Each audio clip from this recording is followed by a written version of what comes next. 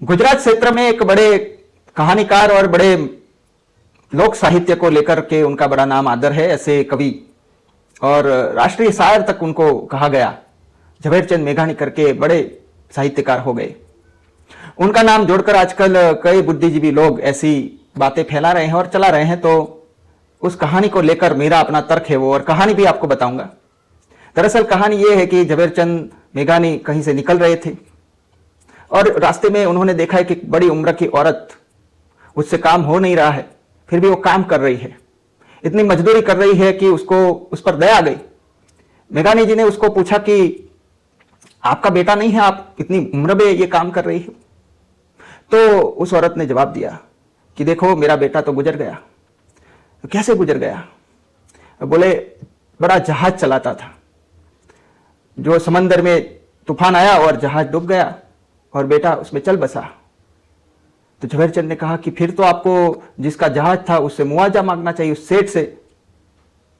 उस औरत ने जवाब दिया कि देखो मेरा बेटा तो चल बसा, लेकिन उस सेठ का तो भी बड़ा नुकसान हो गया, उस धनपति का भी तो नुकसान हुआ है, उसका जहाज डूब गया। मैं किस मुंह से उसके पास जाऊं और उससे मुआवजा मांगू? इतनी ही कहानी है। और इस कहानी को कुछ यूनिवर्सिटी में पढ़ाने वाले प्रोफेसर और बड़े बुद्धिजीवी लोग फैला रहे हैं कि देखिए कि ऐसी मजदूरी करने वाली इस बूढ़ी औरत की ईमानदारी देखिए कि मुआवजा भी मांगने नहीं गई।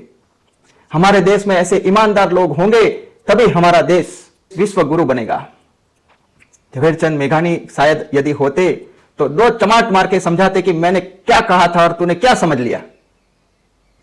दरअसल कहानी यह बताना चाह रही है कि हमारे देश में जो गरीब लोग हैं, जो मजदूरी करके जी रहे हैं, वो तो पहले से ही ईमानदार है। राजा आए राजा गए, फिर भी वो अपनी ईमानदारी कायम रखे हुए हैं। कितनी भी गुलामी सही, लेकिन अपनी ईमानदारी कभी नहीं छोड़ी। ये देश ऐसे ईमानदारों पर ही तो टिका हुआ है। तो विश्व गुरु क्यों नहीं बन रहा? आज भी हम ये दलील, ये तर्क रख रहे हैं कि हम विश्व गुरु बनेंगे, बने नहीं हैं।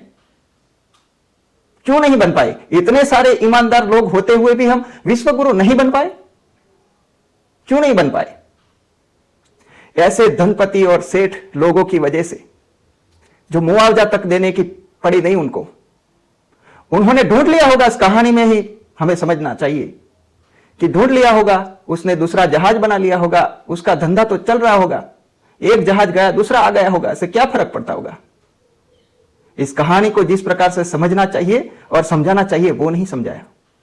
मैं देखता हूं कि यूनिवर्सिटियों में पढ़ाने वाले बड़े बड़े बुद्धिजीवी कहलवाने वाले लोग, जो प्रोफेसर है, कुछ ऐसे मुझे मिले कि वो कहते हैं कि भूत इत्यादि है और पता नहीं किस किस प्रकार के अंधविश्वास को वो मानते हैं।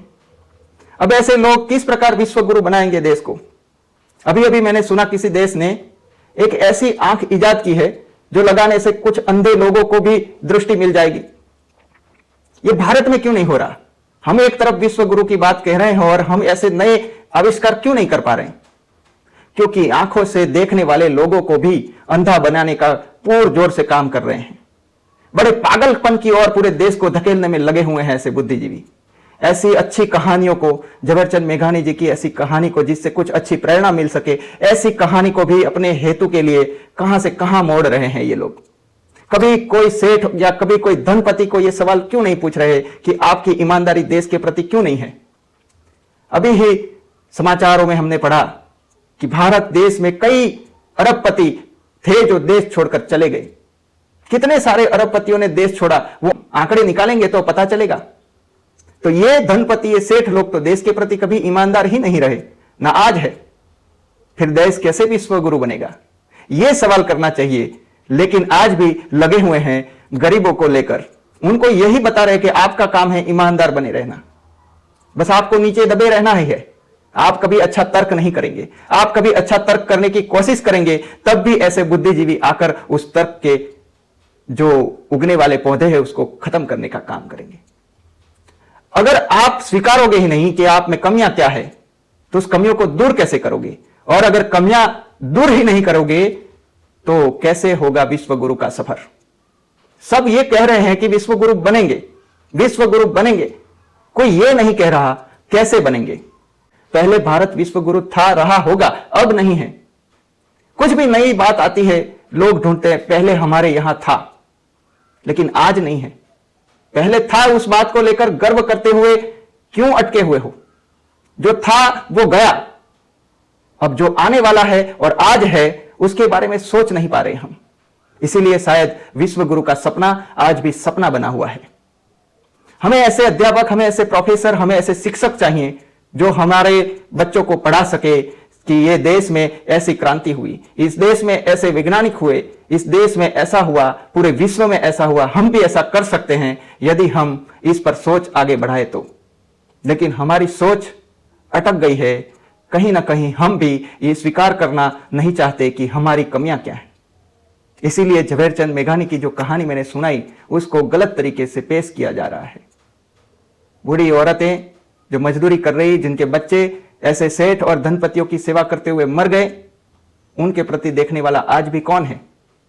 वही परिस्थिति, वही दशा आज भी बनी हुई है।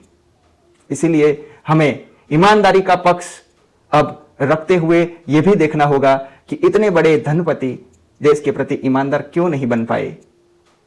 क्या आप उन पर कभी कोई कहानी लिखेंगे? क्या उन पर कभी कोई कहानी पेश करेंगे हमारे सामने? ऐसे तर्क करने वाले भी आपको अच्छे नहीं लगते। आप कहानी की बात तो छोड़ ही दीजिए। तो हमें विश्व गुरु बनने के लिए ये सारी गर्व की बातें जो है, जो हमें मूढ़ता और मूर्खता की ओर ले जाती है, उसको छोड़ना होगा। हकीकत का स्वीकार करना होगा और उस हकीकत का स्वीकार करके सच्चाई को अपनाकर कुछ नया करने की ओर कदम बढ़ाने के लिए विज्ञान का भी स्वीकार करना होगा। तभी हम विश्व गुरु बन पाएंगे।